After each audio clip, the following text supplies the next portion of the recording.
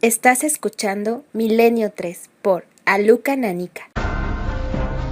En fin, llevamos ya un tiempo aquí con los amigos de Teruel, pero esto es muy emocionante, Decíamos lo del túnel del tiempo, ¿no? Que es una palabra constante que suena en Milenio 3, pero nunca la habíamos sentido como esta noche, gracias a los cientos y cientos de amigos que... En dos salas, además, Carmen, hay que decirlo clarísimo, ¿no? No solo la gente que está en esta primera sala, sino toda la gente que está ahí fuera siguiéndonos y que es lo mismo que está aquí con nosotros. Gracias, amigos, por estar ahí. Se les oye ahí. Se ha quedado, como siempre, el aforo pequeño. Gracias. Cuando uno lleva ya unos cuantos años en los medios de comunicación y le dicen, bueno, historias de premios, de cosas, no hay mayor premio. No hay premio comparable a que uno vaya con su programa, con su carga de ilusiones en una ciudad y pase esto siempre, ¿no? La emoción de la gente que quiere pasar un rato contigo, los problemas que siempre hay con las invitaciones, con las entradas. Pedimos también disculpas a tanta gente, ¿no? Que nos contaba que, bueno, en otra ocasión podremos vernos, seguro. Pero qué emocionante, Carmen. Bueno, descríbeme lo que has visto. Qué emocionante, qué bonito, qué maravilla, ¿no? Estar hace unos cuantos siglos de repente, así, con un clic. Buenas madrugadas, Iker. Muy buenas madrugadas, Teruel. Gracias por acogernos en esta ciudad que ya consideramos, aunque no seamos de aquí, un poco nuestra. Y sobre todo que la gente venga a conocer estas fiestas y a vernos, porque Iker todavía no ha dicho que van vestidos de hospitalario y de templario. A mí me han puesto también medieval. Es una imagen digna de ver en una ciudad que durante días se convierte en un pueblo medieval de hace muchos siglos, donde las leyendas están a flor de piel, donde todo el mundo se echa a la calle y los oficios y todo lo que en la época se hacía sale reflejado en un paisaje precioso. Hay que venir, de verdad, y conocerlo. Por eso hay que dar mucho las gracias por esta acogedora bienvenida que nos habéis dado a nuestra visita a Teruel. Gracias, amigos, de verdad, estamos francamente emocionados, lo decimos de verdad. Y junto a nosotros, aunque llevamos un rato, como digo, siempre hay un previo, ¿no? En las salidas de Milenio 3, un previo donde, bueno, pues surgen muchas cosas y intentamos generar una comunidad de comunicación, ¿no? Pero claro, oye, Javier Sierra, buenas noches. Muy buenas noches. A mí me impresiona mucho hablar con estas dos hileras de caballeros, templarios y hospitalarios, que tan importantes fueron en esta tierra, que tantas historias... Si las piedras hablasen, decía una gran serie, yo creo que hablan. Podrían contarnos tantos retos, tantos duelos, tantos amores, tantos encuentros con lo extraño, tantos códigos secretos que ya no sabemos leer. Hemos hecho muchos programas en muchos sitios, pero nunca flanqueados, ¿no? Por estos hombres con sus capas relucientes, como la tuya, que te nombraron templario de honor. El año pasado, en esta misma ciudad, en la ciudad de Teruel, en la ciudad que me vio nacer hace ya unos cuantos años, se me dio ese honor dentro de unas fiestas que son muy, muy especiales, porque son unas fiestas de raigambre popular. Fueron ciudadanos de Teruel los que decidieron convertir en un momento determinado del año a esta capital del Bajo Aragón en algo que reflejara el espíritu medieval. Y la verdad es que uno no viene aquí para disfrazarse de templario o de hospitalario o de herrero. No o es de un panadero. Carnaval, no es un carnaval. Es otra cosa. Efectivamente, uno viene aquí para investirse de ese espíritu medieval, para recorrer también los misterios de esa época en torno al mayor misterio que nos rodea, que muchas veces no se menciona, quizá por pudor, porque no sea una palabra de moda, pero es el gran misterio. El gran misterio es el amor. Así que esta noche vamos a hablar mucho del amor, porque lo que en realidad estamos reconstruyendo aquí es un mito del siglo XII, del siglo XIII, del pleno periodo de apogeo de otras leyendas como el Santo Grial. Es la leyenda, en este caso aquí, de los amantes de Teruel. Vamos a hablar de eso esta noche. Lo he dicho antes, pero vuelvo a decirlo porque también me emocionan esta noche. Nuestro querido Geray Martínez, representando a tantos técnicos que hacen de las noches de los viernes y los sábados por lo menos algo distinto en la radio española. Bueno, pues Geray se ha puesto su traje de juglar y está con un curioso contraste, como yo ahora mismo, ¿no? Unos cascos de alta tecnología, unas pantallas de ordenador y sin embargo nosotros, como decía Javier, investidos y orgullosos que estamos, porque, lo digo muy rápido, pero se ha producido una curiosa coincidencia. Javier y yo somos amigos hace muchos años, y nos alegramos del éxito mutuo, que eso creo que es la base de ser un buen amigo. Y a mí, los hospitalarios, Javier. Bueno, te han considerado la persona idónea para ser el miembro de honor de la Orden del Hospital en Teruel. Tú has aceptado, te has incorporado ya a ese traje que es excepcional. Es de tonos oscuros con una cruz blanca, es casi el opuesto del traje del temple. Y de esa guisa, es una pena que la radio todavía no tenga colores, pronto los tendrá sin lugar a dudas. Lo veremos en 4 seguro. Sí. Bueno, y tanto que lo veremos. Pues pronto veremos entonces a Iker en 4 vestido de esta manera, que es excepcional.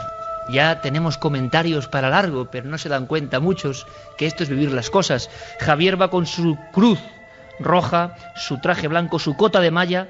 Y Javier, te voy a decir una cosa. ¿Qué demonios? Estoy orgulloso de hacer este programa aquí contigo. Muchas gracias.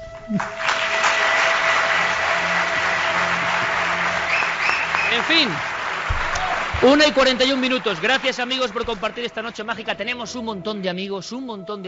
Bueno, pero me contaban que hasta autoridades de primer nivel estaban en este recinto acogedor que se ha convertido hoy en la nave del misterio, y yo creo que va a ser muy bonito escuchar a todos.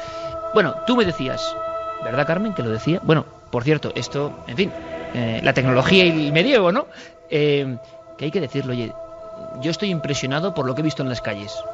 Y si contribuimos esta noche a que mucha gente venga, y ojalá tampoco se sobrepase el nivel que la ciudad puede aceptar, ¿no? Porque imagino que todo cuando se desborda, pero la gente que sigue Milenio es un tipo de gente, y eso lo llevo a gala, un tipo de gente educada, un tipo de gente con cultura, un tipo de gente que quiere disfrutar de las cosas sin hacer ninguna barbaridad. Encontrará un buen lugar para viajar en el tiempo. Mucha gente que seguro que es de Teruel o de Aragón o otras partes que están en otros lugares o que no han podido estar esta noche, seguro que nos quieren escribir, Carmen. Sí, además todavía les queda todo el sábado y el domingo por si quieren acercarse y vivir estas fiestas con nosotros. Hay 2 vías de contacto, como siempre, en la nave del misterio. Milenio3 con número @cadenaser.com, y si nos escribís a través del móvil, haciendo vuestras preguntas, contando incluso vuestras leyendas o apuntándonos a algún lugar de Teruel donde ocurran cosas extrañas, 7640, palabra clave Milenio, espacio y vuestros mensajes. Y solo digo una cosa, en este mismo instante, 1:42, hay un templario solitario que está dirigiéndose a un lugar de misterio, de leyenda, de historia. Es el templario Granados, Alberto Granados, y conectaremos con él en algún momento de la noche. Pues estamos prácticamente todos y creo que va a merecer la pena. Vaya banda sonora, Javier, ¿eh? Música sagrada, el reino de los cielos. Bueno, la música transporta desde luego a otra época. En este programa siempre llevamos a gala que cuidamos mucho las músicas, y desde luego hemos preparado un ticket para viajar al pasado, cabalgando a lomos de todas estas músicas que desfilarán, algunas de ellas por primera vez en Milenio, por cierto. Sí, es verdad. Ticket hacia el pasado. Los amantes de Teruel. Ayer tuvimos una experiencia absolutamente reveladora, a estas horas prácticamente, en ese lugar donde se concentra una historia de amor inmortal, porque pese a quien pese, digan lo que digan, hablen de leyenda, de mito, de verdad, la historia de los amantes de Teruel, absolutamente conmovedora, ha hecho quizá lo que pretendía, que es romper las barreras del tiempo, y que durante los siglos de los siglos, seguro que cuando ya no haya Milenio 3, ni cuarto milenio, ni siquiera este edificio, quizá siga cantándose la historia de los amantes de Teruel, y eso es ser inmortal. Vamos a hablar de eso, de lo que está pasando. Y teníais mucho interés, Javier, en que aquí en esta mesa estuviese alguien. Sí, tengo mucho interés en que nos acompañe esta noche Raquel Esteban. Raquel ha sido el alma mater de esta fiesta, está en la primera línea de este Palacio de Congresos de Teruel, y ya camina hacia nuestra mesa para describirnos lo que es esa leyenda. Pues yo pido un aplauso para ella también, claro que sí.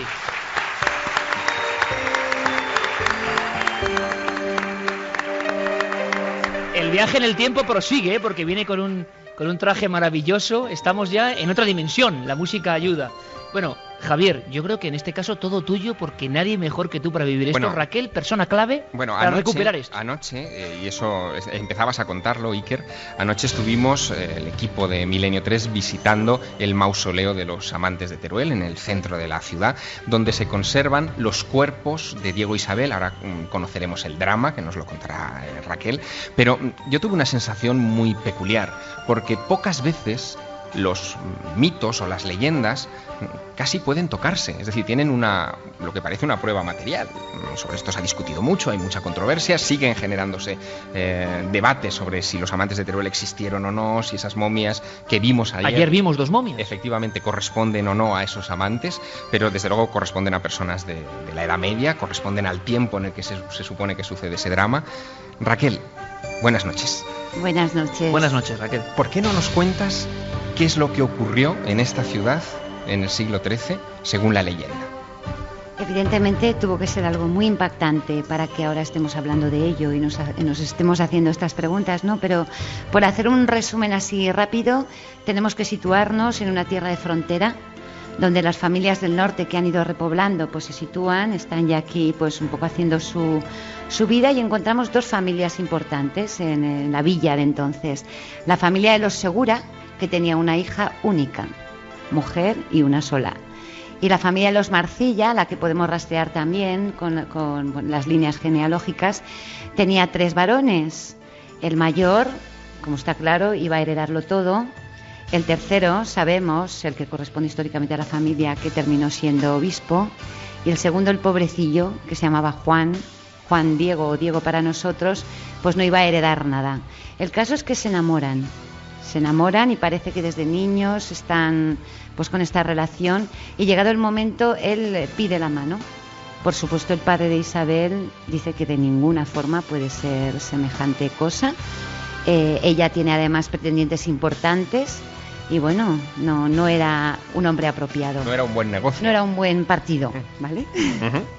Entonces, claro, de todas maneras, aquí en un gesto un poco especial, el padre concede 5 años para que este segundo hijo de los Marcilla vaya por los mundos, a saber por dónde, para ganar la riqueza suficiente para poder tener la mano de Isabel. Él parte dentro de ese plazo, sigue las andanzas por los mundos mundiales y bueno, parece que se deja de tener noticias del muchacho. Mientras tanto, Isabel espera, continúa esperando, el tiempo pasa. Y ya por fin, cuando parece que todo está perdido y que el chico ha desaparecido, el padre decide casarla con uno de los señores importantes también de aquí, justamente de Albarracín, ¿no? Ella se casa y con tan mala fortuna de que Diego de Marcilla regresa prácticamente ese día o al siguiente. Que es cuando se cumplen los 5 años. Cuando se cumplen los 5 años. Exactos, que le habían dado de plazo para volver hecho un héroe y rico, ¿no? Y así vuelven. ¿Y qué ocurre cuando Diego se encuentra con una Isabel ya casada? Pues bueno, seguramente sufrió un proceso emocional importante y bueno, ve que todo está casi perdido y solo quiere un beso. Decide ir a buscarla y le pide este beso querido. Ella se lo niega, dice que es una mujer casada, que se debe a su marido y que no se lo puede dar. Y entonces él muere de amor. Así lo cuentan las gentes, él murió de amor. Al día siguiente se celebran los funerales de Diego, de Juan Diego. Isabel, arrepentida, se acerca, cruza entre la gente en una sociedad donde esto debía estar además muy, muy mal visto, y delante de todo el mundo da el beso que había negado en vida a Diego, lo besa y muere. Bueno, esa es la historia. Lo curioso de este asunto es que el esquema de este relato, de este cuento, de esta leyenda, no sabemos con qué base o no histórica, coincide mucho con algo que es muy propio del siglo XIII, que son las historias del amor cortés. El amor cortés es algo que se gesta, como decíamos antes, en el mismo tiempo del Santo Grial, cuando aparecen herejías como los cátaros que defienden un amor puro, sin contacto carnal. Todo esto, de alguna manera, todo ese ambiente, cátaros, herejes, griales, tarot, que también se inventan las cartas de tarot en ese tiempo, todo eso de alguna manera tuvo que influir en esta historia, ¿no? En esta leyenda. Sí, seguro. Yo creo que estamos ante una especie de fenómeno que que enraiza directamente con muchos aspectos que el hombre necesita, ¿no? Como referentes existenciales, el amor, la muerte, la evolución, ¿no? Y seguramente en esa época confluía todo y de alguna manera pues se debió de gestar esto como una enseñanza probablemente. Y también. quizá lo más curioso es cuando yo, que vengo de fuera, que venimos de fuera, encontramos la historia, conocemos un drama muy anterior a Romeo y Julieta, por ejemplo, se habló incluso de veneno, ¿no? Se habló de un beso envenenado, en fin, 1000 historias, 1000 teorías, que nunca sabremos cuál es la verdad, pero lo que sí sabemos es que se empieza a excavar, ¿no? Y se encuentran unos cuerpos que cuando se exponían hace un tiempo tenían hasta unas características más o menos tétricas, ¿no? Por todo el ambiente. Bueno, por cierto, ayer nos contaban una anécdota preciosa. Qué historia, ¿eh? Sí. La que vas a contar. ¿Qué historia? Juan de Ábalos, ¿no? Entre otros, escultor del Valle de los Caídos, que viéndolo, prescindiendo de cuestiones evidentemente de tinte político, vemos que muchas de sus figuras son realmente impresionantes. Son unos monjes con la cara tapada, con unas espadas, muy wagneriano, muy extraño. Ha habido muchas teorías, ¿no?, sobre esa arquitectura y escultura sagrada. Bueno, pues ayer nos contaban las personas de la Fundación Amantes de Teruel, claro, nos lo contaban en ese lugar y de madrugada, viendo las momias, viendo los sepulcros, esos sepulcros blancos, esas figuras escultóricas de este hombre, y cómo debajo evidentemente las momias que están ahí, que ahora hablaremos de ellas, son, no son, quiénes son, pero una de las, Laura recuerdo, una de las chicas que explicaba ese viaje al pasado, nos decía, bueno, hay una anécdota, ¿no? ¿Qué anécdota? Bueno, una cosa sencilla, cuéntala. Y nos dice que el día que muere el escultor, hace no mucho tiempo, justo el día que muere, se apaga una de los recipientes, de las urnas que tiene la momia, y que luego ha dado momia de Diego, se apaga. La momia de Diego. Se apaga el fluorescente, digamos, que ilumina la momia de Diego, ¿no? Y que luego ha dado muchísimos problemas y nos recordaba inmediatamente esas casualidades, evidentemente, que ocurren, ¿no? Pero historias como la de, no sé, Lord Carnarvon, personas importantísimas que descubrieron, por ejemplo, la tumba de Tutankamón y que el día que moría, a muchos kilómetros de allí, todo el Cairo quedaba a oscuras como una especie de homenaje postrero, ¿no?, a un hombre importante. Bueno, pues pasó. Supuestamente pasó, ahí están los problemas eléctricos y yo, Javier, envuelto en estas historias, decía, bueno, ¿y qué sabemos de esas momias? Porque hay una historia digna, como digo yo, de dramatizar, que es que unos sacerdotes, unos religiosos, estuvieron enterrando y desenterrando cuerpos buscando qué y por qué, ¿no? Buscando esa historia, ¿realmente se sabe algo de eso? Hay carbono 14 que se ha hecho de las momias, ¿no?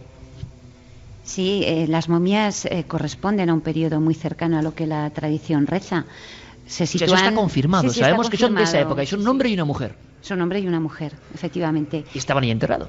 Y estaban ahí enterrados. En la iglesia de San Pedro. En la iglesia de está San en el Pedro. centro, O sea, es que la gracia de la leyenda de los amantes de Teruel es que tiene muchos aspectos históricos que coinciden. Ese es un punto interesante. Entonces, bueno, estas momias corresponden a principios del siglo XIV, teniendo en cuenta de que hay una cierta contaminación, porque, como bien decís, han sido enterrados, desenterrados, han estado tumbados, colgados, o sea, han sufrido bastantes idas y venidas, ¿no? Pero sí, efectivamente, hay la ciencia, digamos, sí que nos lo sitúa en la época.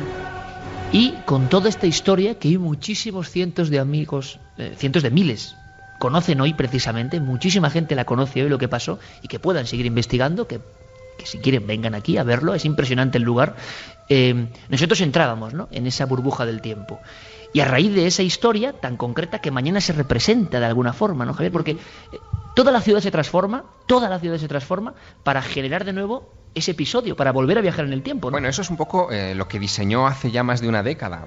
Se estará cumpliendo ahora justo Raquel Esteban, nuestra invitada, porque de repente lo que se hace en la ciudad es que en distintos lugares emblemáticos, frente a la catedral o en la Plaza del Torico o en otros lugares, se representan escenas de todo ese drama. Desde la petición de mano hasta la salida de Diego en esos 5 años en los que él tiene que volver convertido en un héroe, a su regreso, el beso, el entierro. Por eso la ciudad, durante estos días, que siempre son en el mes de febrero, en torno a estas fechas, la ciudad lo que hace es reconstruir, revivir ese tiempo y actores que son amateurs, son ciudadanos de Teruel, cada año digamos que se dejan poseer por el espíritu histórico de lo que ocurrió y representan esta leyenda. Claro, el resultado es impresionante. Es una ciudad que de repente retrocede 8 siglos en el tiempo, se ilumina con antorchas, desaparecen los vehículos a motor y aparecen carros, aparecen tiendas en la calle. Bueno, lo que habéis logrado, Raquel, es realmente un milagro. Habéis accionado la máquina del tiempo, ¿no?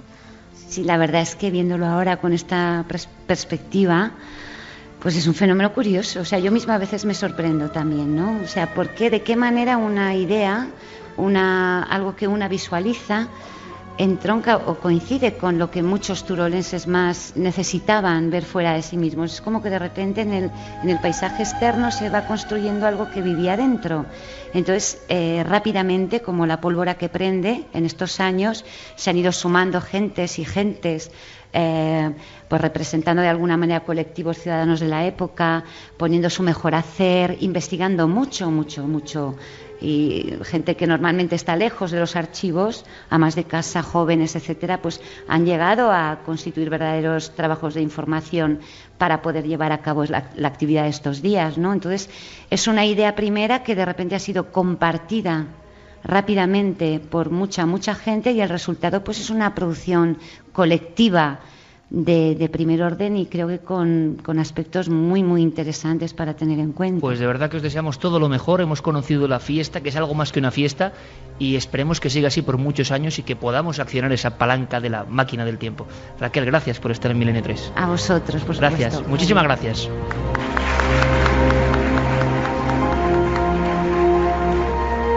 Me ibas a contar, Javier, algo del escudo de esta ciudad. Me gustaría que apareciese en la pantalla, por favor, que vaya apareciendo, ¿no?, el escudo de Teruel. Nos ha hablado varias veces, Javier, del escudo de Teruel, ¿eh? Sí. Pero como yo creo que no va a dar mucho tiempo y están las noticias ya encima de nosotros prácticamente, ¿qué os parece si antes conectamos? No sé si podemos conectar todavía, pero con don Alberto Granados. No sé si nos estará escuchando. Os Alberto escucho. Granados, ¿estás en algún sitio de Bajamos la ciudad de Teruel? la música, Geray, vamos a ver... Caballero Granados. Caballero Granados, sí señor. ¿Dónde te encuentras? ¿Qué tal? Muy buenas noches. Bueno, pues la verdad es que estoy ahora mismo, pues como si estuviera hace pues 400 o 500 años, como si fuera un vigía más de la ciudad. Estoy en una torre, en la Torre del Salvador, donde ocurrieron cosas curiosas, donde tenemos un montón de cosas que contarles a todos nuestros oyentes. Ahora mismo divisamos la ciudad desde aquí arriba, unas vistas maravillosas, con algunas hogueras encendidas, porque sabes que, bueno, como habréis dicho, estamos en fiestas y se está celebrando, pues mezclándose ese sonido de la calle con los sonidos que tenemos aquí, por ejemplo. Este serían los sonidos que se escuchan ahora mismo aquí en esta torre. Estás al lado de una campana, claro. Estamos al lado de varias campanas. En 2-3 minutitos tocarán a las 2 de la madrugada. Ahora estábamos poniéndose el sonido que tenemos aquí arriba, mezclado con el sonido del aire, y divisando las hogueras, divisando esa mezcla de humo que se ve desde este campanario, desde este sitio privilegiado en el que estamos, para luego contaros alguna historia curiosa que se ha vivido aquí, ¿no? Pues estamos cerquita, como dije en el previo, pues de un cementerio donde están enterrados algunos cuerpos, porque tenemos al lado justo la iglesia, en un sitio donde seguramente la Inquisición utilizaría como celda, aunque no esté datado ni tengamos ningún dato de ello, pero seguramente se utilizó pues para tener a gente encerrada, y seguramente, pues, y como no, como sitio de vigilancia para ver más allá del horizonte, con estas vistas impresionantes que tenemos desde aquí. Hay que decir Iker, que Alberto Granados está también investido de templario. En lo más alto prácticamente, o vigilando toda la ciudad. Es decir, que si alguien en la ciudad ve una sombra blanca sobre la torre, que no se asuste. Sí, que no se asuste, claro. Desde luego. Cosa importante, Javier, aunque luego lo haremos. Hay un Cristo, me contabas, una historia de un Cristo que te llamaba muchísimo la atención desde siempre y que querías contarlo. Bueno, es el Cristo de las Tres Manos. Aquí se llamaba como el Cristo de las Tres Manos. Tiene una historia muy curiosa porque dicen de nuevo otra leyenda de las muchas que recorreremos esta noche, que los responsables de la Iglesia del Salvador encargaron a unos artistas la elaboración de este Cristo, de esta figura, que esos artistas pidieron privacidad para hacer su trabajo, se encerraron en una habitación y en esa habitación permanecieron un día, 2 días, varios días, sin pedir alimento, ni agua, ni salir para nada. Los clérigos, asustados, en un momento determinado decidieron entrar en esa habitación para ver qué les había pasado o si les había pasado algo. Se encontraron con que habían desaparecido y con que allí habían dejado ese Cristo con 3 manos. No había ni rastro de los obreros que no, trabajaban. Pensaron que eran ángeles, pero es que esta historia se encuentra repetida en muchos lugares de la geografía española. ¿Y había 3 manos en el Cristo? Sí, porque... Bueno, me lo vas a tener que contar luego, Javier. Bien, pues habrá que contarlo luego. Lo dejamos Estamos ahí al en límite. suspense. ¿Y el escudo? Bueno, y el escudo que tiene también su historia, un escudo que tenemos que explicarlo en 1171, hay que datarlo en torno a esa fecha. ¿Y el diablo? Y el diablo, ¿cuántas Y tantas Las cosas. brujas. ¿Y ahora las noticias?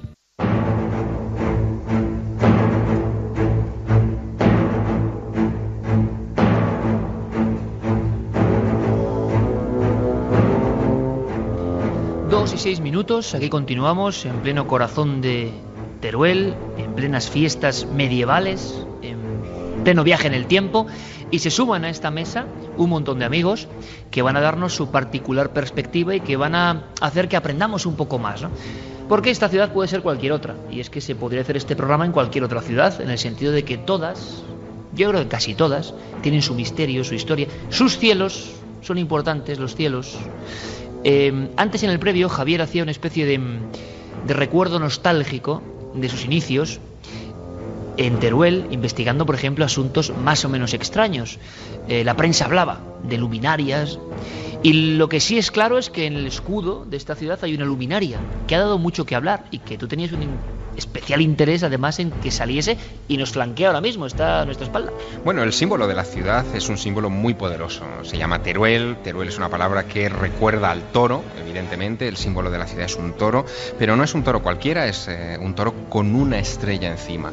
La leyenda dice que fue el rey Alfonso II, cuando llegó a estas tierras, vio caminar sobre una muela, sobre una de estas montañas típicas de esta zona, truncadas, superficie plana, vio caminar un toro con una estrella que se desplazaba encima. Eso dicen una de las leyendas. Hay otras con distintas variantes, pero siempre con ese binomio mágico entre el toro, la fuerza, el animal totémico por excelencia de este país, y la estrella, que es algo muy llamativo. Otras estrellas muy llamativas también aparecen en escudos de diversas ciudades. Por ejemplo, unos años después de lo que ocurrió en Teruel, en 1177, un grupo de estrellas se vieron sobre la ciudad de Cuenca justo durante el asedio de las tropas de Alfonso VIII a esa urbe, y a raíz de esas apariciones también el escudo de Cuenca, por ejemplo, tiene una estrella sobre un grial, sobre una copa, ¿no? Bueno, nos podríamos eternizar, pero hemos invitado a nuestra mesa de trabajo, a esta mesa que hemos traído hasta la ciudad de Teruel, a José Luis Lamadrid, que nos va a hablar en nombre de la agrupación Actuel, la agrupación astronómica de la ciudad, para que nos aclare un poco qué es lo que dicen los sabios de la astronomía respecto a esa estrella, qué pudo ser esa estrella, ¿no? Hola José Luis, buenas noches. Hola, buenas noches. Ante todo, Teruel, cielos privilegiados para la observación astronómica. Sí, afortunadamente es de las pocas zonas en Europa que todavía conservan poca contaminación lumínica. ¿Por qué? Pues porque es una ciudad, en cierto modo, como habéis comentado antes, un poco abandonada, y ha crecido poco, y entonces podemos disfrutar de unos cielos verdaderamente privilegiados. Privilegiados, lo hemos visto, ¿verdad?, esta misma noche. Esta noche la constelación de Orión gravita sobre este palacio de congresos, que es increíble verlo. Como una gigantesca espada, ¿no? Que eso también tiene algo que ver. Hablaba Javier de esta historia que él le maravillaba sobre la estrella, ¿no? Porque las estrellas no se mueven encima de los toros habitualmente, ¿no? Es decir, esto técnicamente sería un objeto volante no identificado. En nuestros días esto podría ser más común, porque los satélites artificiales sí se ven por la noche, pero en el siglo XII, que es cuando ocurre esto, en fin, ¿qué fenómeno natural, si es que vosotros habéis estudiado esto, pudo dar pie a eso, o si no hay explicación? Bueno, realmente creemos que la única opción que puede haber cercana en aquella época es una gran explosión, que hubo una estrella en la constelación de Tauro, que es la constelación del Toro, Y precisamente esa estrella recogieron los datos los chinos en el año 1054. Es una estrella que brilló incluso durante el día, se veía. Durante unos 8 o 9 días estuvo viendo día y noche. Claro, es curioso que esta estrella estaba justo entre los cuernos del Toro en la constelación de Tauro. Creo que es la única, por cercanía cronológica, la única cosa que puede ser relacionada con el Toro y la estrella. Es decir, que sería un escudo, de alguna manera, que estelar. En un tiempo antiguo estuvo en el firmamento. Sí, realmente estuvo en el firmamento. Bueno, ciudad cósmica, Teruel, en cualquier caso, Iker. Hombre, desde luego yo me he quedado, o sea, que lo que tenemos más próximo a nivel de la observación astronómica es que esa constelación tenía una explosión, un accidente o una especie de anomalía para aquel tiempo, imagino, que seguro que fue observada y que generaría, imagino, todo tipo de controversias en su época, porque muchas veces los fenómenos celestes eran considerados, ahora claro, nos parece todo muy lejano, pero eran considerados enviados del mal en muchas ocasiones, es decir, iba a haber peste, iba a haber muerte, mensajeros, heraldos, ¿no?, de cosas no muy buenas, y en otras ocasiones todo lo contrario, ¿no? La historia célebre de la estrella de Belén, que lo que traía era todo lo contrario. O sea que esos acontecimientos que ahora podemos ver con una perspectiva del hombre moderno, en la antigüedad generaban en las gentes una expectación suficiente como para, por ejemplo, acabar en un escudo, ¿no? Si esto es así. Sí, tanto en bueno como malo.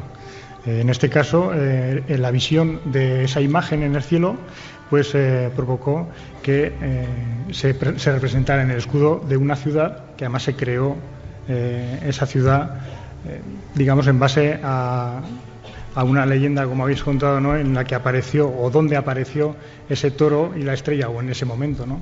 O sea que cuántas ciudades, Javier, tienen su origen. La gente pierde la perspectiva, como decimos, pasa el tiempo, pasan los siglos, nos compramos coches, ordenadores, creemos que el hombre antiguo tendemos a pensar, ¿no?, que era bastante menos conocedor de las cosas y quizá observaba el cielo mucho mejor que nosotros, a pesar de los medios. Y entonces muchas de las ciudades que hay en España y en el mundo tienen su reflejo en las estrellas y fueron fundadas por acontecimientos que pasaron en el cosmos. Me parece maravilloso. Incluso en algunas ocasiones terminó reflejándose en el nombre de esas ciudades, ¿no? Por ejemplo, es el caso de Estella, en Navarra, que viene de estrella, evidentemente, o tantas otras ciudades relacionadas con ese topónimo. En el caso de Teruel, se llega a decir que Teruel tiene algo que ver con toro, con Thor, sería parte digamos, la raíz del nombre de Teruel, y ese Uel vendría de Actuel, que sería el nombre que se le daría a esa estrella y que da nombre a la agrupación astronómica que hoy nos representa José Luis Lamadrid. ¿Esta Actuel se ha identificado con alguna estrella o de dónde viene ese nombre? Pues hay que sepamos, solo hay una mención de la estrella con ese nombre, es en el libro verde de aquí de Teruel. Una obra medieval. Sí. Y realmente no hemos encontrado ninguna otra referencia sobre esa estrella. No sabemos realmente si pertenece a esta estrella en concreto, que fue la que explotó, pero sabemos que se llamaba Actuel, ¿no? Y de hecho el nombre de Teruel está relacionado con el toro y con la estrella Actuel, ¿no? Se cogieron las 3 letras finales de la estrella, el nombre de la estrella, y las 3 letras primeras del toro. Pues seguro que mucha gente de Teruel no conocía esto. Esta es nuestra labor. Por cierto, ya aprovechando que estás aquí, me gustaría preguntarte, porque recientemente, ¿verdad, Carmen?, a través precisamente de los mensajes, que hay algunos problemas con los mensajes, tenemos algún problema de comunicación. Recientemente, además, hemos vivido en la radio una cosa que es maravillosa. Es como si aquí estamos de repente en la mesa y nos empiezan a llegar mensajes de Soria, Guadalajara, Teruel, Zaragoza, de gente que en tiempo real está viendo algo que cruza el cielo, una esfera que cruza los cielos y que genera de alguna forma, aunque sea por unos instantes, una expectación quizá parecida a la que hizo fundar esta ciudad, ¿no? ¿Habéis tenido acontecimientos recientes? Hace un par de meses, ¿no?, hubo un gran cometa de alguna forma, buscamos información, hablaban incluso de dos, ¿verdad? Lo describían como 2 bolas luminosas que además iban desde sur hacia el norte, según las descripciones que nos iban dando a través de los mensajes en directo. Eran muy luminosas y parecía que se iban desplazando incluso con una estela por detrás de ellas. Habitualmente, ¿habéis visto recientemente cosas así por aquí? Pues la verdad es que no tenía conocimiento de esos avistamientos, no tenía noticia. Pues seguiremos investigando, desde luego. Fueron cientos de mensajes.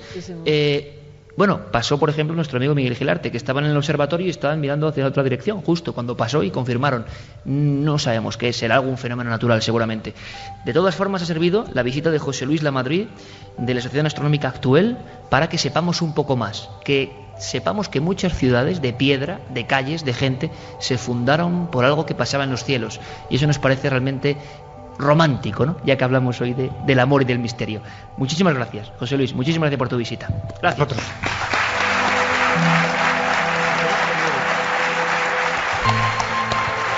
Ahora le voy a pedir a Geray que vaya variando el tono.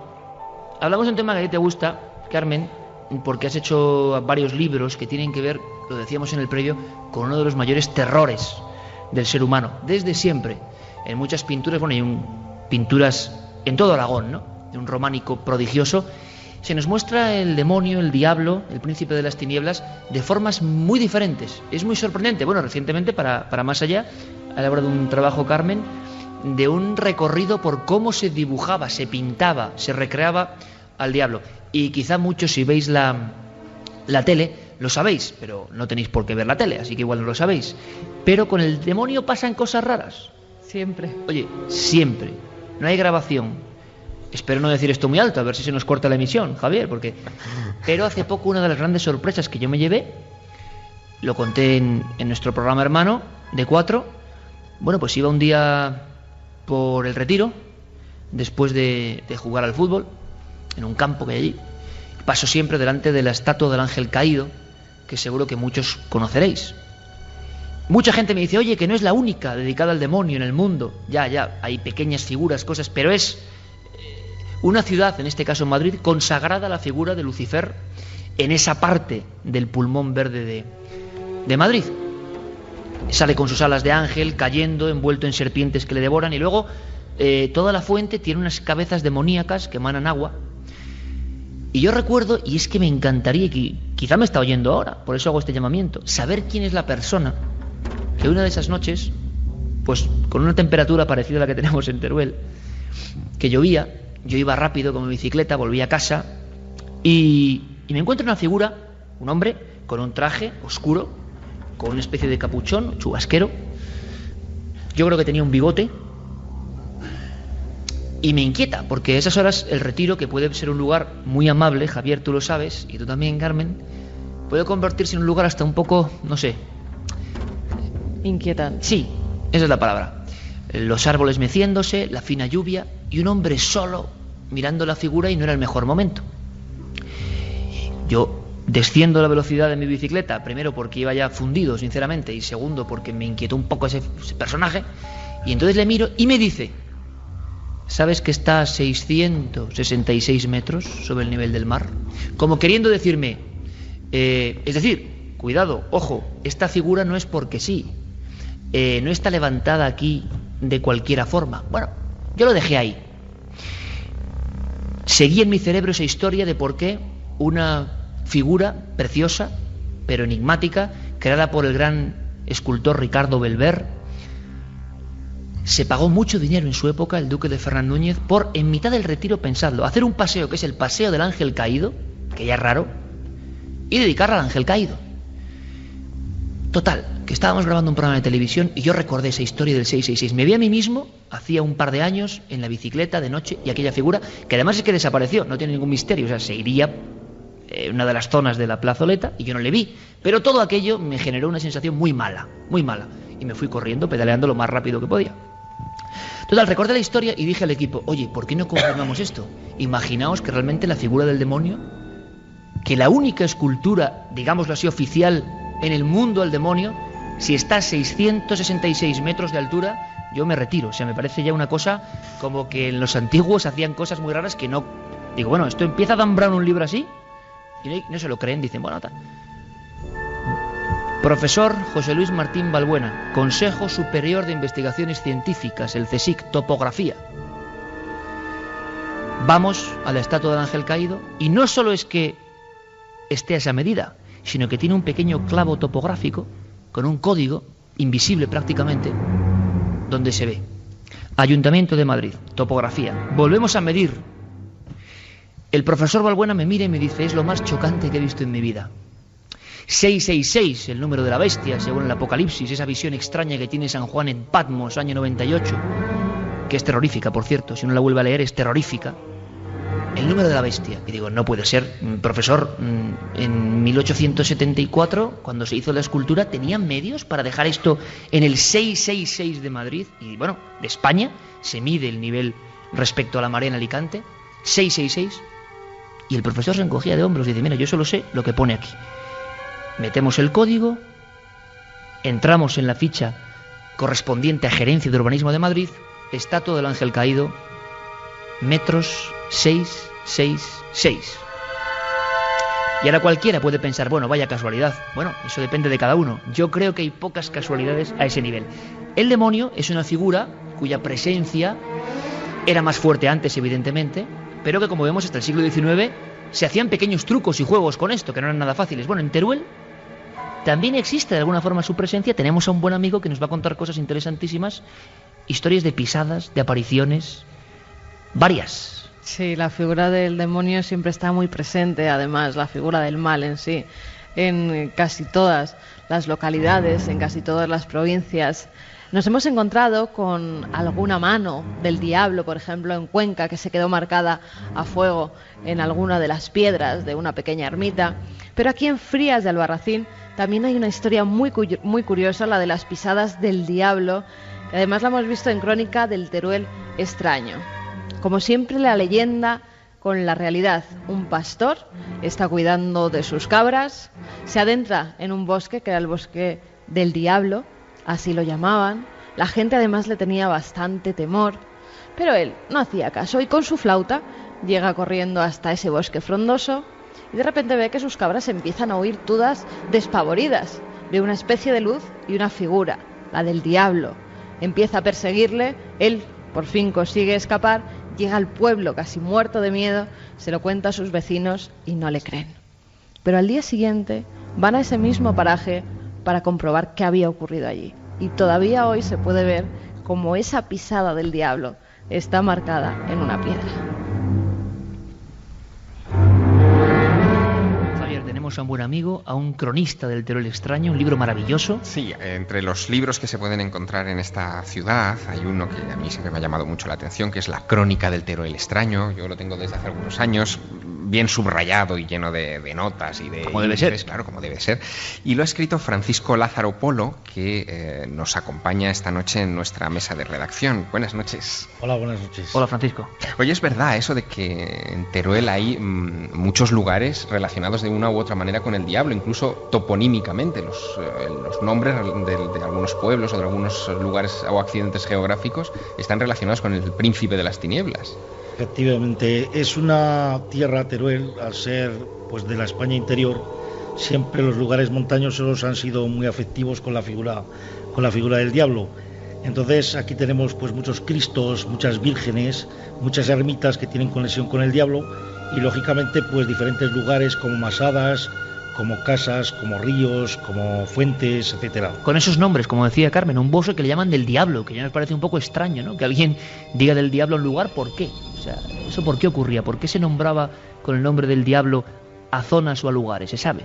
Bueno, el diablo también muchas veces está visto en algún tipo de leyenda también como una figura un poco afectiva, tampoco tenebrosa y distante, sino pues lo mismo que la Virgen en tiempos de Berceo era una persona cotidiana que hablaba con la gente y demás, pues también el diablo muchas veces pues aparece aquí como algo cercano, ¿no? Como algo que incluso lo necesitan los humanos para conseguir un poco como en el mito del Fausto, aquello que deseamos, el amor, la felicidad. Pactos con el diablo, historias antiguas en Teruel de pactos entre humanos y el diablo, ¿existen? Muchas. Por ejemplo, tenemos en Monreal la muchacha de Villacadima, que para poder asistir pues a un baile que se celebraba en el castillo, es un poco más o menos la leyenda del acueducto de Segovia aplicada aquí también a Teruel. Pues bueno, requiere la ayuda del diablo para poder desarrollar ese trabajo que tenía que hacer y poder asistir al baile. Y bueno, pues ella da su alma a cambio pues de la ayuda. Luego tiene que pagar la deuda y bueno, ella no está dispuesta a pagarlo y siempre aparece la figura del arcángel San Gabriel.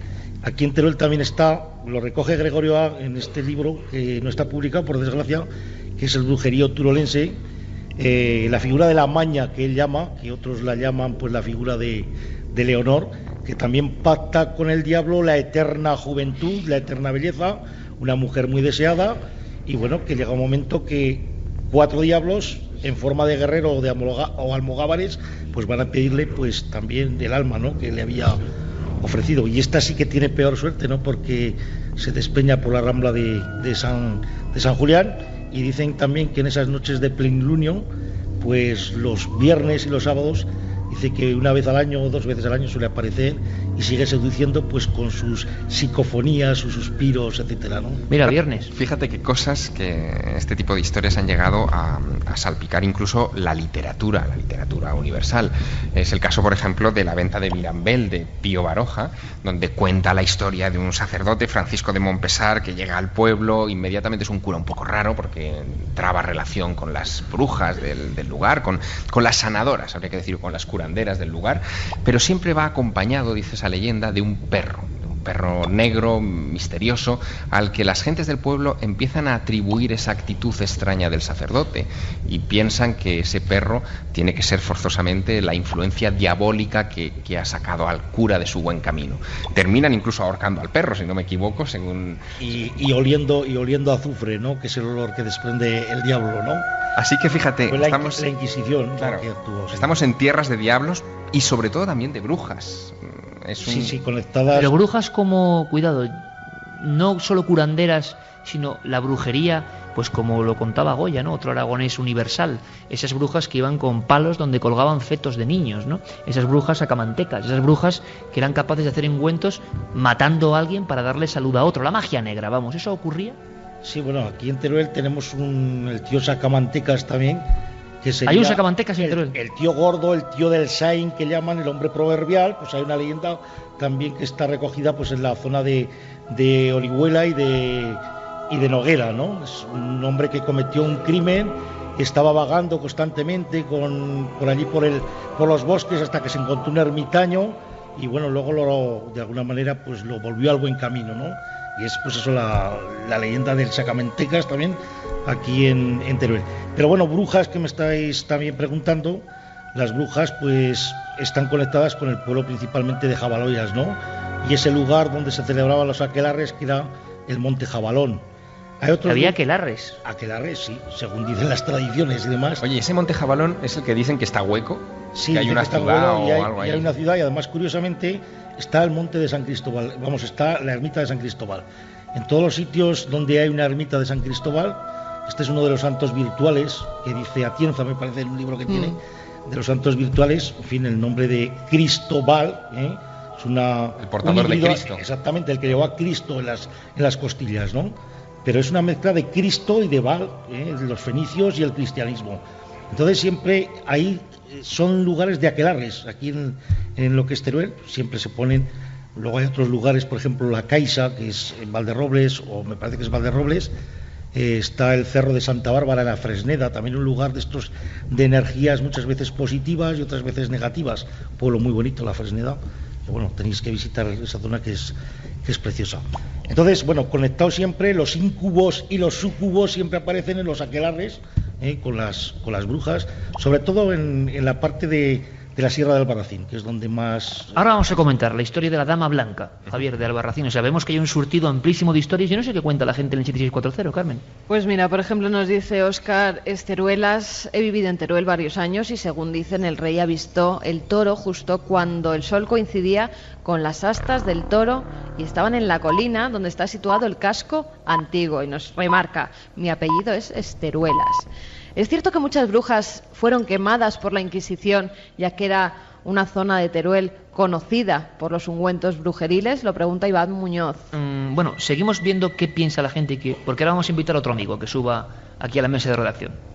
Nos dicen también si hay alguna aparición fantasmal por las calles de Teruel. Teruel no lo sé, Albarracín me ha contado Javier que sí. ¿Teruel también? Sí, en Teruel sería la Maña, la figura de la Maña o de Leonor, sería, y también, bueno, pues una de las reinas moras que estuvieron aquí en Teruel también dice que aparece, pero sobre todo sería la figura de la Mañao. Óscar nos dice que qué hay que hacer para ser caballero templario, que él también quiere. Esto es interesante.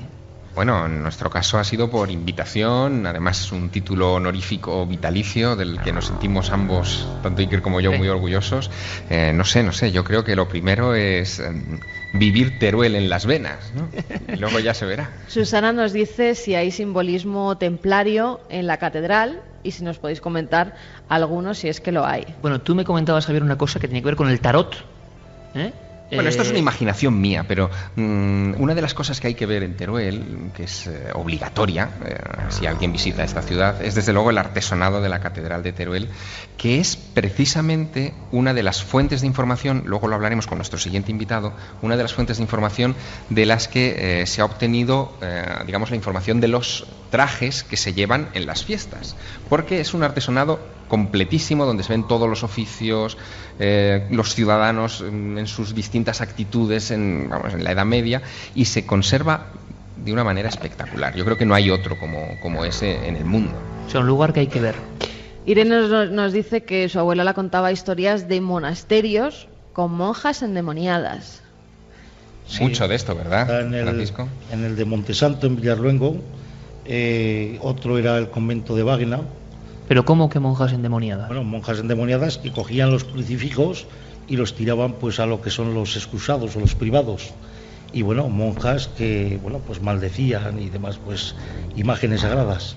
Bueno, hay algunos casos donde esto se salió de madre, por decirlo de alguna forma, el convento de San Plácido de Madrid, que hubo que intervenir porque muchas ya se creían realmente poseídas con una serie de contorsiones, espuma por la boca, es decir, el fenómeno de la histeria colectiva. En una de las monjas y luego cuando pasaban los días iban contagiándose unas a otras hasta tal punto que se retorcían delante de todas las personas que iban a visitarlas, sobre todo de los sacerdotes que día a día les realizaban los exorcismos, hasta tal punto que creían que tenían el demonio en el cuerpo e incluso creían que podían dar a luz al anticristo. Una historia fascinante que algún día habrá que contar. Bueno, por cierto, un pequeño detalle, pero recientemente nuestro compañero Pablo Villarrubia, del equipo nuestro, ha estado en Portugal y venía de Portugal con una cosa que me ha dejado... O sea, el tema del demonio sigue vivo.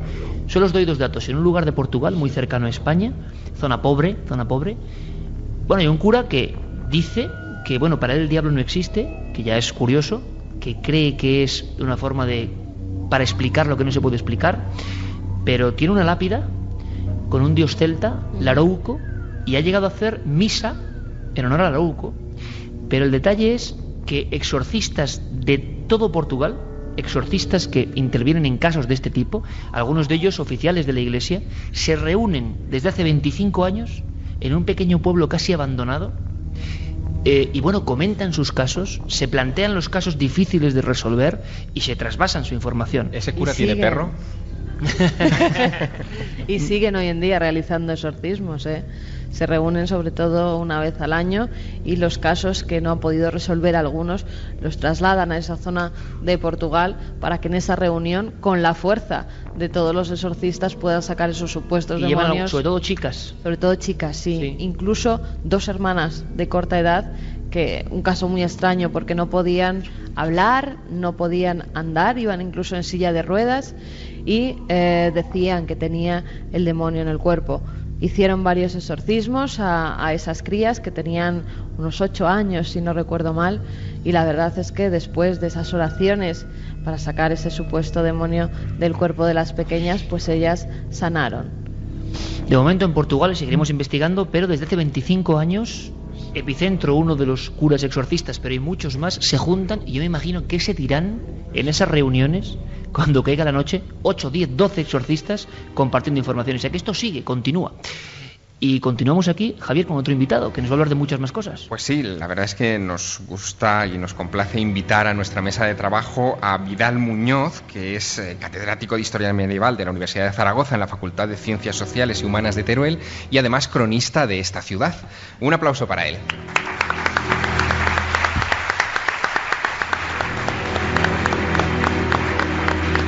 Bueno, y viene con el atuendo, si no me equivoco, Vidal, de notario, ¿no? de notario. Hombre, se veía un notario de posibles, porque vamos. Buenas noches. Buenas noches. Sí, exactamente, como dice Siker, hay que ir en función de lo que uno hace, ¿no? Oye, para un cronista esto es maravilloso. Una ciudad que de repente se transforma en el medievo, que la gente asa a la calle. La calle no, la calle no se puede asar, la carne. En la calle, los pucheros burbujeantes, sí, sí. Las maderas, las piedras trabajándose, las músicas. Para un cronista es maravilloso. Para un cronista y para, lógicamente, un especialista en historia medieval que ha trabajado pues toda su vida en sacar adelante la historia medieval de Teruel. Y esto para mí pues es una ilusión como profesional, porque además, merced a la buena dirección que se está llevando desde la Fundación de las Bodas, cada vez los turolenses están entrando más en lo que es la historia, porque desde aquí tengo que agradecer a Raquel, creo que está por aquí, si no, que este año ha tenido la delicadeza de vestir a Isabel con el traje de un documento que yo publiqué en el 2003. Y desde aquí pido un aplauso en agradecimiento a que eso levanta la historia de Teruel mucho más y se documenta mejor. O sea, que la gente se documenta, la gente hace un esfuerzo. Entonces, Vidal, la gente no... Decíamos antes, bueno, Javier, vestido de templario, se enerva cuando alguien le ha dicho, no, el disfraz, ¿cómo que disfraz? O sea, esto es una labor de documentación. Eso sería carnaval, Javier. Exacto. Él no le gusta. Y si alguien le preguntase, tuteo, a Teruel, a un lugar de misterio, a un lugar que te parece el más curioso, quizás sea ese Jabaloyas y las Brujas, o ¿cuál elegirías tú en concreto? Para mostrarlo ahora a toda España. Bueno, Jabaloyas, y como habéis hablado muy bien, el Jabalón y toda la sierra de Albarracín, porque curiosamente en Teruel no se han documentado brujas, sí muchas sanadoras, muchas mujeres sanadoras. ¿Qué diferencia hay? Pues poca, porque tú sabes que las brujas usan el estramón para montar en su escoba. La belladona para también subir sobre las... que la untaban en el palo de la escoba y por las mucosas de la vagina entraba esa sustancia y les hacía hacer unos viajes terroríficos en ocasiones, ¿no? Estados alterados de conciencia. Exacto. Lo que pasa es que aquí esas sanadoras usan muchas hierbas y entonces a lo mejor la documentación no habla de brujas, porque aquí la Inquisición, tanto la vieja Inquisición como la Inquisición que surge a final del siglo XV, persigue mucho esas situaciones. Porque además es curioso, Teruel es uno de los lugares donde surgen uno de los primeros burdeles, y tiene que ver mucho con este tema, porque el burdel de Barcelona, el burdel de Valencia, o el de Daroca o el de Teruel son los más importantes de la Edad Media porque están en zona de frontera. Y quizá bajo esa óptica es donde quizá en la documentación se oculte la no existencia, por lo menos documentalmente, de brujas, porque si en Jabaloyas y en toda la Sierra del Albarracín o en el Maestrazgo, como mi amigo Paco muchas veces hemos comentado, existen brujas, pues posiblemente aquí también las hubo, pero envueltas en el concepto de sanadoras o esas mujeres alcahuetas que llevan el burdel, porque el burdel está en el exterior de la muralla, donde ha estado hasta el año 1900, en la época franquista, que fue cuando se cerró, 1955-1960, para los de Teruel que sepan, ¿no?, que es el mercado bajando por esas calles que están sobre el arrabal, que hoy se llevan los nombres todos de La Rosa, La Dalia, que fue cambiarles el nombre para evitar lo anterior. Que está muy, muy cerquita de donde tenemos la sede de la SER. Desde el último piso vemos todos los días, cuando hacemos el programa de las calles, ese lugar. Vidal, entonces, una cosa, además de las brujas, hay otro tema que yo creo que es interesante también que comentemos, que es el de la presencia de los templarios en Teruel. Es decir, ¿qué se sabe de este asunto? Es decir, ¿hasta qué punto hubo encomiendas aquí? ¿Qué hay de verdad? ¿Qué lugares templarios hay en Teruel que se puedan visitar? En fin, ilústranos. Es muy importante en la vida del mundo templario, pero desde la óptica del Monte Gaudio. Cuando Alfonso II llega a conquistar Teruel, desde Alfambra, la orden de Monte Gaudio se instala en Alfambra y llega aquí, y la encomienda más importante es la de Villel, pero aquí tiene en un edificio donde hoy se encuentra el centro de salud, donde estuvo antiguamente el InSalud, allí va a levantar su lugar más importante en la ciudad de Teruel. El mundo templario tiene una gran importancia en Teruel, porque con la llegada de los Sánchez Muñoz con Alfonso II, los Marcilla, que vienen a ayudarle a conquistar Teruel, también vienen una gran cantidad de guerreros templarios. Y van a tener, no solamente en la ciudad, sino en Villers, van a ser unos elementos importantísimos. Y es tan importante el mundo templario que cuando Alfonso II llega aquí a Teruel, crea algo que es muy importante, que es el capítulo general de racioneros, que desde aquí hay que decirlo, y yo lo he dicho en muchas publicaciones, Teruel no tuvo obispado hasta el siglo XVI, porque el capítulo general de racioneros no quiso.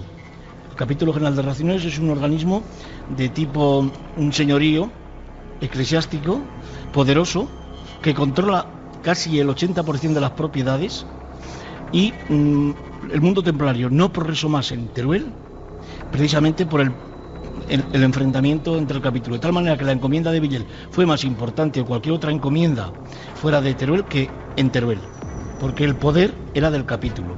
El capítulo general de racioneros es un bloque eclesiástico que crea Alfonso II porque el arzobispo de Zaragoza le da como condición para poder tomar Teruel que las tierras que tome sean administradas por la Iglesia. Como aquí no hay obispado, crea el capítulo. Y esto hay que decir, Pedro IV, en el año 1347, cuando da el título de ciudad a Teruel, propone al Vaticano crear un obispado. Tienen tal poder el capítulo que no hay obispado. Y va a haber obispado a partir de final del 16, después de Trento, cuando cambia la situación. Pero fíjate que, hablando de templarios, yo creo que nos hemos olvidado de un templario que tenemos por ahí en un punto de la ciudad, ¿no? Es verdad, el templario abandonado, ¿no? 2:42. No sé si tenemos conexión o no, me dice Jerry que sí. Con Alberto Granados.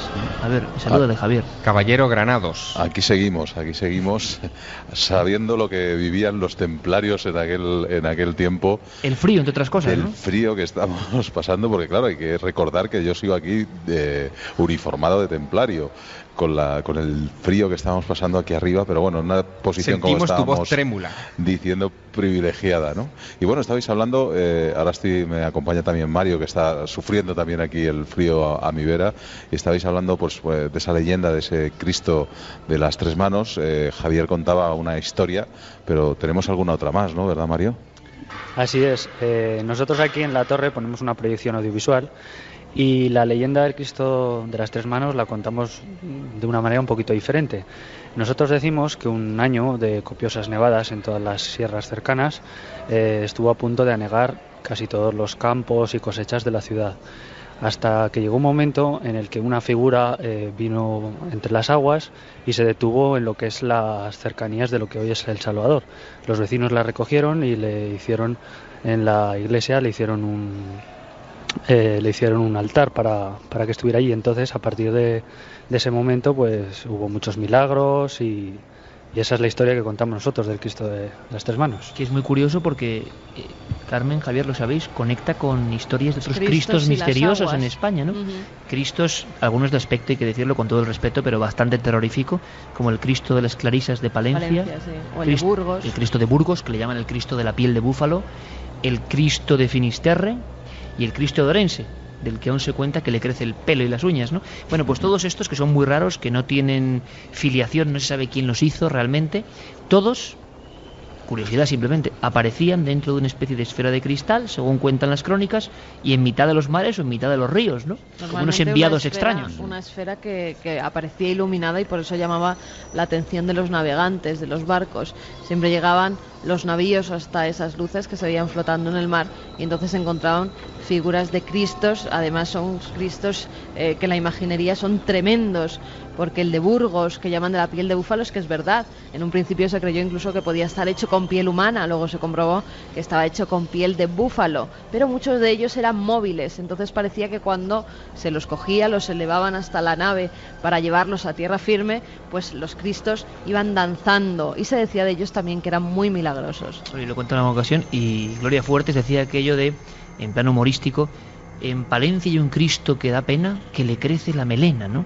Y decía luego Unamuno, este Cristo de mi tierra es tierra, y estaba lleno de bubones, lleno de pústulas de la peste, porque eran los Cristos de la peste, anunciadores de un tiempo terrorífico que, por cierto, ¿cómo se vivió la peste aquí en Teruel? ¿Hay documentos concretos? El miedo a la peste, el miedo al regreso de los difuntos, que surge sobre todo en la época de la peste. A los enterrados vivos, Iker. Sí, bueno, la enterrada viva es una leyenda, pero bueno, ahí no tiene nada que ver con la peste, esto tiene que ver con el erotismo. ¿Con el erotismo? Sí, el erotismo y bueno, pues el sexo, y además muy fuerte. Cuéntanos. Porque el origen, no la voy a contar porque el origen es un poco pornográfico. El origen es muy pornográfico. No, la tienes que contarlo, no sé si bueno, pues suavízalo a tu manera, pero era cuéntalo. La apuesta, y era esa, tú me corregirás, Vidal, entre el conde Rodrigo y el rey moro de Camañas. Exactamente. ¿Pero qué apuesta? ¿Qué se apostaba? No, se apuestan que tiene el pene muy largo. El pene bueno, lo tiene muy largo, concretamente el moro. Un reto así de la época. No, es que esa siempre es una leyenda sesgada. Y tanto le cuenta el conde a la condesa que la condesa se enamora de oídas como se enamoraban en la Edad Media dentro de los cánones del amor cortés. Lo que pasa es que luego es una historia de desenfreno, porque ella se hace tomar una pócima, entonces muere, la entierran, pero luego la desentierran y va a gozar con el moro a Camañas. O sea, que fue una estratagema. Exactamente, una estratagema. Y se enterró, mira si estaba enamorada, que se dejó enterrar viva. Se dejó enterrar viva, exactamente. No, está claro que en Teruel aprendemos que esos eran amores de otro tiempo. No, pero es que el amor en Teruel es... La leyenda de los amantes de Teruel es el contrafactum de esto, según un libro que va a publicar la Fundación de los Amantes de Teruel, donde se va a cuestionar precisamente la leyenda de los amantes de Teruel. Entonces, esto parece ser que lo debieron escribir los Marcilla, y para que no vieran que la familia Marcilla era todo sexo y desenfreno, tenemos lo que es ya la leyenda de los amantes de Teruel, que es precisamente todo, pues, amor espiritual, amor más allá de la otra muerte, cara de la moneda.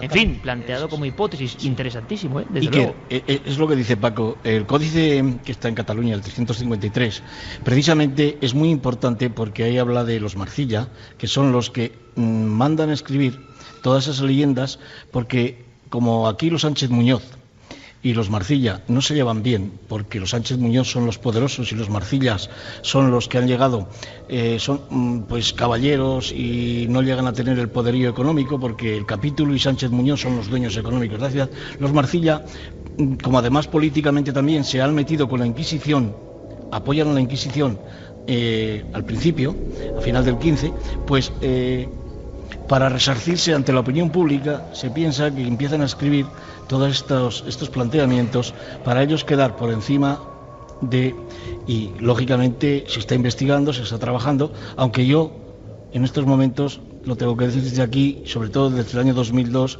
estoy cada vez más convencido que el tema de los amantes, por lo menos el hecho ocurrió, es verdad. Bien. Y además, sí, y además está publicado y fue la memoria de mi cátedra, y además hay dos documentos en donde aparece precisamente dos personas enterradas, o sea, dos enterramientos distintos, hombre y mujer. Uno de ellos sabemos que es Marcilla, otro es la mujer. Y en otro documento donde los clérigos de San Pedro celebran todos los años una misa por unos muertos que tienen que ver con la familia Marcilla. Y además el carbono 14 nos ha demostrado que es de esa época. Y yo me atrevo a decir que es por lo menos de la época de Jaime I, que celebramos este año su 800 aniversario de nacimiento, porque el carbono 14, si en vez de ser carbono 14 hubiéramos aplicado iridio, lo hubiéramos sabido mejor. Pero el carbono 14, como los pobrecillos, como ha dicho Raquel antes, han llevado semejantes palos de subidas, bajadas, sacados muchas veces, sacados incluso por Felipe II en 1555, pues el carbono 14 nos da la cercanía. La cercanía. Alterar, claro. Pero por lo menos sabemos que hay bastante más de realidad que de leyenda. Yo me alegro personalmente. Habría que hacer pruebas de ADN también, ¿no? Para verificar si se puede... Hombre, allí me dio la sensación ayer que tampoco hay... Bueno, que está bien, ¿no? Que la historia siga, y porque las investigaciones científicas a veces te pueden dar una sorpresa o no, quién sabe. Pero hay una cosa que no me resisto a comentar, porque tú me lo habías prometido. Albarracín. Bueno, Doña Blanca, la historia de Doña Blanca.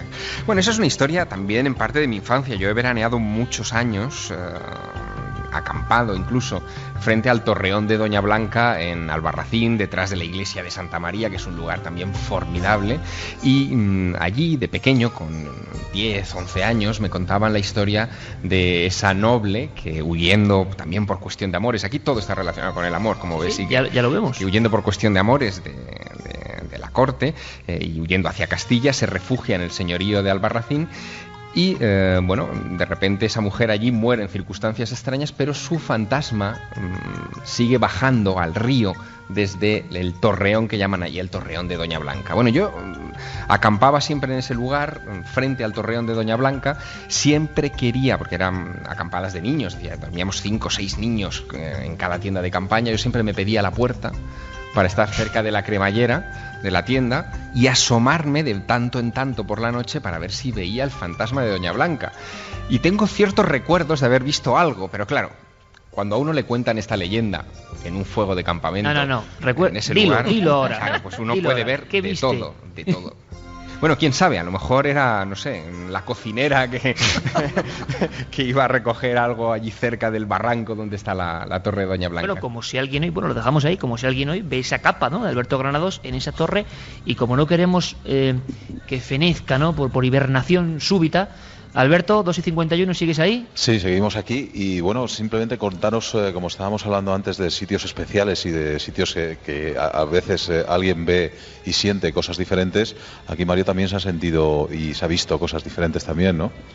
Sí, sobre todo en lo que es el ascenso a la torre, en la tercera sala está dividida en 4 cuerpos. El tercer cuerpo se estrecha un poquito y han venido varias personas, varios viajeros a la torre, y nos han comentado que han percibido presencias, sangre, algún muerto, etcétera.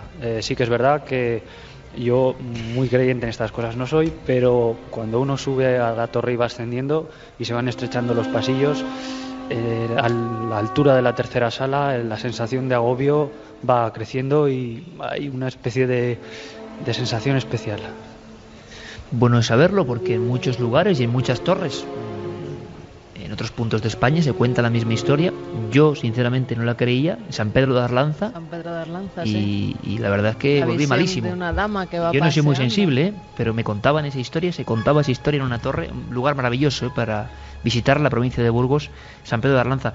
Además, me gustaría decir que Mario nos ha dado un trabajo maravilloso de una vía del tren que se hicieron todas las estaciones y nunca llegó a haber vía del tren. Raíles de tierra, creo que se llama ese trabajo, ¿no? Así es, Iker. Fue un sueño que queríamos cumplir 3 amigos, 3 apasionados de la vida, y lo llevamos a cabo hace un par de años. Y era la idea de retratar una serie de estaciones que forman parte como si fuera la estructura de un animal muerto. Iba a ser la línea de ferrocarril que iba a unir Teruel con Alcañiz y vertebrar la provincia. Nunca se llevó a cabo, se llegó a poner todo excepto los raíles. Entonces, a través de la poesía, de la actuación y de una fotografía en sepia, con ese color de los sueños, pues llevamos a cabo un proyecto que considero que quedó muy, muy hermoso. Me contabas, amigo, que un montón de estaciones con esas formas, ¿verdad? Las estaciones antiguas, fantasmas varadas en la nada, con un camino que nunca se llegó a construir del todo, que nos recuerda a otras grandes obras que ha habido en España, ¿no? El Canal de Castilla, o tantos, que se quedaron como un lugar fantasmagórico, donde si uno pues conecta el alma, ¿no?, y se despoja de toda la modernidad, pues puede llegar, ¿no?, a escuchar y a sentir cómo tuvo que ser, ¿no?, el trabajo de toda esa gente que dejó parte de su vida y nunca vio concluida su obra. Os mandamos un fuerte abrazo, amigos, y os esperamos aquí pues más calentitos, seguro. Desde Gracias luego. por enseñarnos Teruel desde las alturas, a toda Un España. abrazo, hasta luego. Gracias, amigos, gracias. Bueno, lo asombroso, Javier, y lo que me sorprende de esta tierra de verdad, y me parece maravilloso, es que hay cronistas, escritores, un montón de gente dispuesto a contar la historia, pero de forma didáctica, a contar un montón de cosas y en plena ebullición. Yo tengo que repetirlo, lo he dicho antes solo en privado. Pocas veces, Carmen, en Milenio 3, después de 40 viajes prácticamente por toda España, hemos recibido tanta gente deseosa de Bueno, y mucha que no puede estar porque no tenemos tiempo, pero gente, por ejemplo, del castillo de Mora de Rubielos, ¿no? Así es, un castillo también que tiene su historia, que está conectado de alguna manera con familias a su vez conectadas con el temple y que merece la pena también extrañas explorar. Marcas, ¿no? Extrañas marcas, grafitis de caballeros en sus piedras, y que merecerá la pena desde luego que exploremos en alguna ocasión futura. Pero no quisiera que cerramos esta edición de Milenio sin decir que los enigmas medievales que nos han ocupado esta noche son, digamos, nuevos en comparación con otros enigmas ancestrales. Esta es una tierra de dinosaurios también, que esto conviene decirlo, fuente de fósiles impresionantes. Debió de ser lecho marino en su momento, hay muchísimos fósiles de origen marino en estas tierras, y también es tierra, evidentemente, de alguna manera conectada con los dinosaurios, de dragones, muchas leyendas relacionadas con los dragones, ¿no? Que supongo que los antiguos, incluso en la Edad Media, cuando se encontraban con las pisadas de dinosaurio, debían pensar que aquello debía ser el resto del paso de un dragón. A lo mejor ahí encontramos en el origen. fondo eran dragones, claro, ¿no? Porque en el fondo nada eran más dragones. parecido. Claro, evidentemente. La explicación es porque esto es tierra del Mar Tetis y lógicamente todo esto era agua, y esa es una de las explicaciones científicas fundamentales.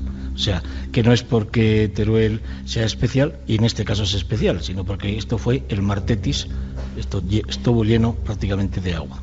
Qué maravilla. Carmen, mensajes de nuestros amigos. Pues nos preguntaban en qué estado se encuentran las momias de los amantes. Ahora mismo.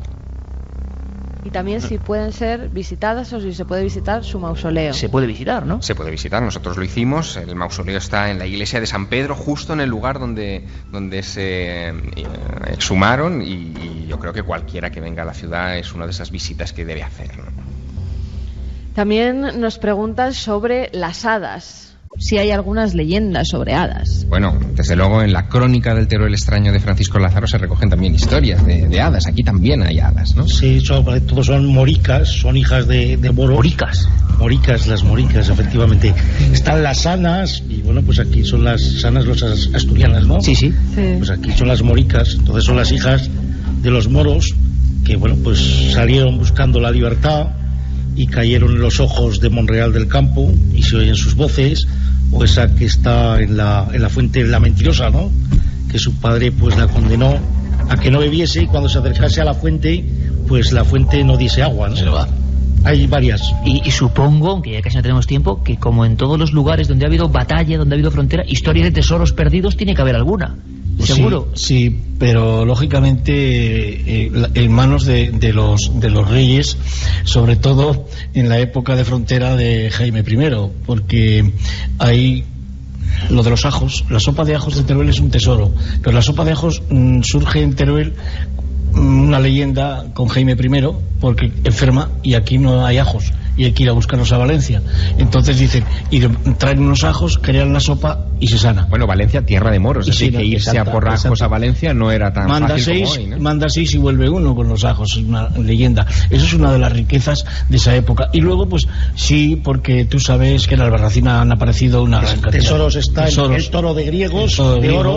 Está en Monreal el tesoro de Mustafa y de Alimoal, sí, y el tesoro de Cañar. Y no podemos seguir, yo lo siento, pero me doy cuenta, o sea, todo lo que contaba yo ahora, y los dos cronistas, los dos investigadores de la historia contando cosas que no acaban nunca y que son maravillosas. Yo lo que prometo es que desde luego esa sopa de ajo maravillosa me la tomo mañana, Javier. Bueno, me la tomo mañana porque me llevas dando la sopa de ajo mítica templaria mucho tiempo. Yo mañana voy a disfrutar de ella. Hay todo un equipo que ha hecho esto, Carmen. Pues sí, hay que dar las gracias a la emisora de Teruel, a su director Rolando, también a Javier Jané, a David López, a José Juste, nuestros técnicos José María Sendra, el juglar Geray Martínez, los conductores que siempre nos traían buen puerto, Juan Meneses y Alberto, y en la producción David Tomillo. Y caballeros templarios hospitalarios. Hombre, que han sido la mejor puesta en escena de la historia de Milenio 3. Gracias a todos, gracias Francisco, gracias Vidal, ha sido un placer, y gracias Teruel. Teruel existe y está lleno de misterio. Gracias a todos.